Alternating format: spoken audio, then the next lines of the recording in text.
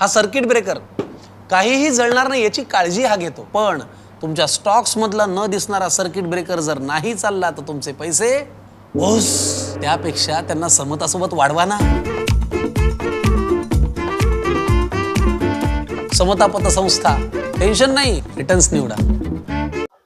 अहिल्यानगर जिल्ह्यातील कोपरगाव तालुक्यातील रवंदे शिवारात अहिल्यानगर स्थानिक गुन्हा शाखेच्या एलसीबी पथकाने अवैध वाळू वाहतुकीवर धडक कारवाई करत वाळूने भरलेले डंपर व दुचाकीसह 12,80,000 रुपयांचा मुद्देमाल जप्त केला आहे. या प्रकरणी दोघांविरुद्ध कोपरगाव तालुका पोलीस ठाण्यात गुन्हा दाखल करण्यात आला असून या कारवाईमुळे तालुक्यात सुरू असलेल्या बेकायदेशीर वाळू मुद्दा पुन्हा ऐरणीवर आला आहे. 10 जून रोजी सकाळी करण्यात आलेल्या कारवाईत स्थानिक गुन्हा शाखेचे पोलीस कर्मचारी प्रमोद जाधव यांच्या फिर्यादीवरून विक्रम बाजीराव आहेर व पंढरी मसू आहेर वय 46 राहणार मुखेड तालुका येवला जिल्हा नाशिक यांच्या विरुद्ध भारतीय न्याय संहितेच्या विविध कलमान्वये गुन्हा दाखल करण्यात. पुढील तपास पोलीस निरीक्षक संदीप कोळी यांच्या मार्गदर्शनाखाली सुरू आहे. दरम्यान नुकत्याच पार पडलेल्या जनता दरबारात अनेक नागरिकांनी घरकुल योजनांसाठी व इतर बांधकामासाठी वाळू उपलब्ध होत नसल्याची तक्रार केली.